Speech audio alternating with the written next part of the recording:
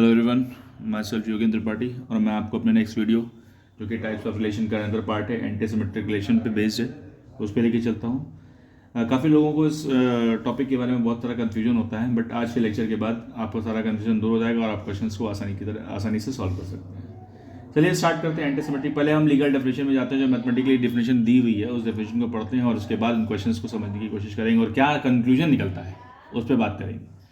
तो अगर किसी भी रिलेशन को हमें एंटी सिमेट्रिक कहना है तो उसको तभी हम एंटी सिमेट्रिक कहेंगे जब हमारा वहाँ पर ए रिलेटेड टू बी अगर एग्जिस्ट कर रहा है तो B related to A exist करना चाहिए, और वो तभी एग्जिस्ट करेगा जब हमारा ए इक्वल्स टू बी हो, हर एक वैल्यू के लिए जो कि ए में बिलोंग कर रही है।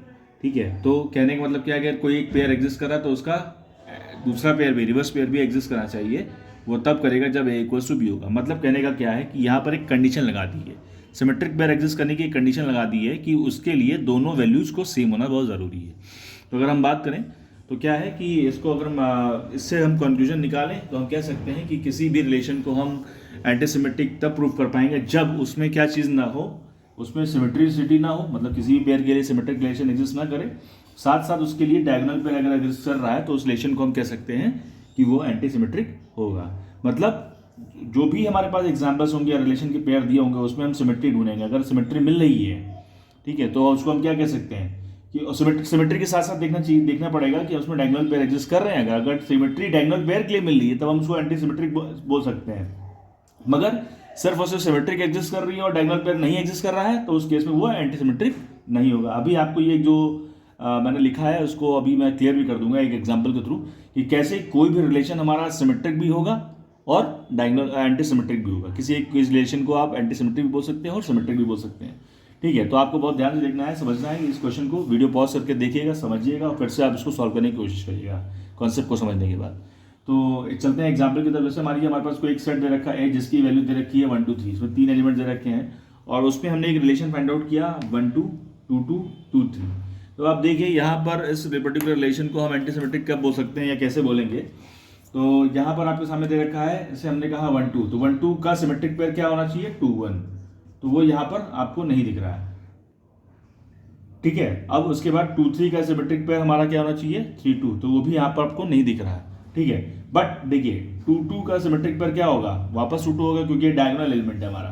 तो इस पर्टिकुलर पेयर की आप देखिए यहाँ पर सिमेट्रिक तो एग्जिस्ट नहीं कर रही है, बट क्या एग्जिस्ट कर रहा है डायगोनल पेयर। तो डायगोनल पेयर की सिमेट्री एग्जिस्ट करी, इट मींस इट इज हमारा एंटी सिमेट्रिक रिलेशन। तो उम्मीद है समझ में आ गया होगा। फिर से एक बार समझ लीजिए मैं जो समझाना चाह रहा हूं कि हमारे पास अगर कोई भी पेयर एग्जिस्ट कर रहा है तो उस पेयर का रिवर्स पेयर भी होना चाहिए। अगर वो तब होगा जब उसके लिए दोनों वैल्यूज बराबर होंगी। ठीक है, या इसको दूसरी भाषा में अगर समझने की कोशिश करें तो हम कह सकते हैं अगर किसी भी पर्टिकुलर जितने भी एलिमेंट्स लिखे हैं हर एक एलिमेंट्स का अगर सिमेट्रिक पेयर एग्जिस्ट कर गया, अगर सिमेट्रिक पेयर एग्जिस्ट कर गया बिना डायगोनल एलिमेंट के, तो हम उसको एंटी सिमेट्रिक नहीं बोलेंगे। ठीक है, तो अगर सिमेट्रिक नहीं एग्जिस्ट कर रहा है तो वो एंटी सिमेट्रिक हो सकता है। तो देखते हैं कैसे सॉल्व करेंगे। जैसे मान लीजिए हमारे सामने एक क्वेश्चन दे रखा है जिसमें हमने 3 एलिमेंट रखे हैं सेट में ए बी सी और उसमें से एक रिलेशन दिया हुआ आर। तो अब देखते हैं इस जी हमारा क्या एंटी सिमेट्रिक होगा। तो देखते हैं ए कॉमा बी, कहीं बी कॉमा एग्जिस्ट कर रहा नहीं कर रहा है। दूसरा पेयर देखते हैं बी कॉमा सी, इसके लिए सी कॉमा बी एग्जिस्ट कर रहा नहीं कर रहा है। ए कॉमा सी, इसके लिए सी कॉमा ए एग्जिस्ट नहीं कर रहा है। तो अब ये देखिए कि ये तीनों के लिए फर्दर हमारे पास सिमेट्रिक पेयर एग्जिस्ट नहीं कर रहा है, तो इसके हिसाब से देखा जाए तो ये हमारा एक तरीके से एंटी सिमेट्रिक होगा। ठीक, सिमिलरली अगर हम इसकी बात करें तो आप यहाँ पे देखेंगे तो हमारा ये पेयर क्या दे रखा है ए कॉमा ए और बी कॉमा बी, तो ये देखिए सिमेट्रिक भी है प्लस साथ साथ डायगोनल पेयर के लिए भी एग्जिस्ट कर रहा है।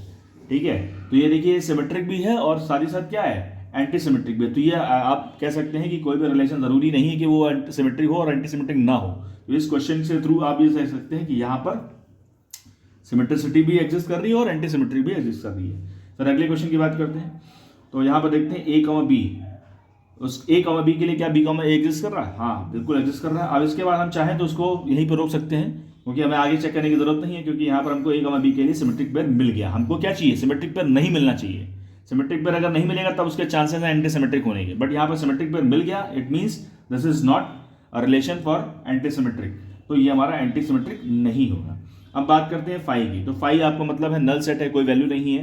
तो मान लीजिए अगर किसी कोई भी सिमेट्रिक पेयर एग्जिस्ट नहीं कर रहा तो उसका एंटी सिमेट्रिक कहाँ से एग्जिस्ट करेगा। सिमेट्रिक पेयर में अगर कोई वैल्यू नहीं है तो एंटी सिमेट्रिक में भी कोई वैल्यू नहीं होगी। इट मींस ये ऑलवेज हमारा क्या होगा वो हमारा एंटी सिमेट्रिक रिलेशन होगा। तो ये कुछ सर्टेन कंडीशंस हैं जिसके थ्रू हम कह सकते हैं कि वो हमारा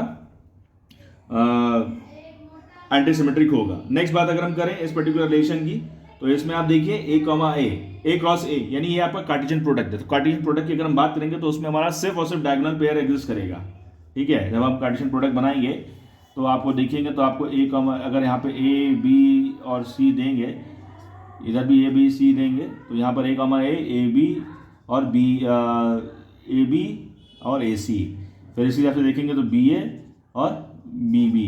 तो आप देखेंगे कि डायगोनल पेयर के अलावा भी सिमेट्रिक पेयर एग्जिस्ट कर रहा है, डायगोनल पेयर के लिए भी के अलावा भी सिमेट्रिक पेयर एग्जिस्ट कर रहा है। इट मीन्स जो कार्टेशियन प्रोडक्ट निकल के आएगा उसमें जब हम इसका डायग्राम बनाएंगे या इसको हम ड्रॉ करेंगे, चार्ट बनाएंगे, तो उस पर्टिकुलर पेयर में डायगोनल पेयर के अलावा भी बाकी चीजें एग्जिस्ट करेंगी। That means it is not antique symmetric, ये नहीं होगा।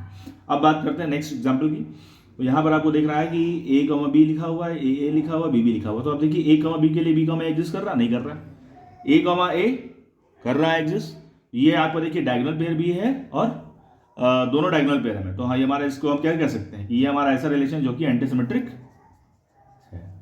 तो उम्मीद करते हैं कि इन वीडियोस को, इस एग्जांपल्स को लेकर के आपको समझ में आ गया होगा। अगर नहीं समझ में आया तो जो मैंने आपको कंडीशन बताई है उस कंडीशन को समझिए, वीडियो को पॉज करिए, क्वेश्चन को सॉल्व करिए, देन आगे बढ़ रहिए। तो आप प्रैक्टिस के तौर पर इस चीज़ को कंटिन्यू कर सकते हैं। एक बार फिर से मैं कंक्लूड कर दूं कि आपको किसी भी रिलेशन को एंटी सिमेट्रिक प्रूव करना है तो उसके लिए पहले आपको उसमें कोई एक ऐसा पेयर ढूंढना पड़ेगा जो कि सिमेट्रिक हो।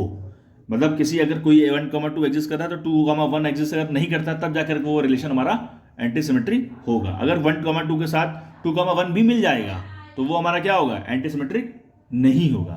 तो आपको उम्मीद है कि बात समझ में आ गई होगी। तो इसी तरीके से आप क्वेश्चन को सॉल्व करिएगा और कैरी ऑन करिएगा। धन्यवाद। इस वीडियो को बहुत सी ज़्यादा से ज़्यादा मात्रा में जो है लाइक करिएगा, शेयर करिएगा और सब्सक्राइब करिएगा ताकि मुझे और प्रोत्साहन मिलता रहे इस तरीके की वीडियोस बनाने के लिए। धन्यवाद।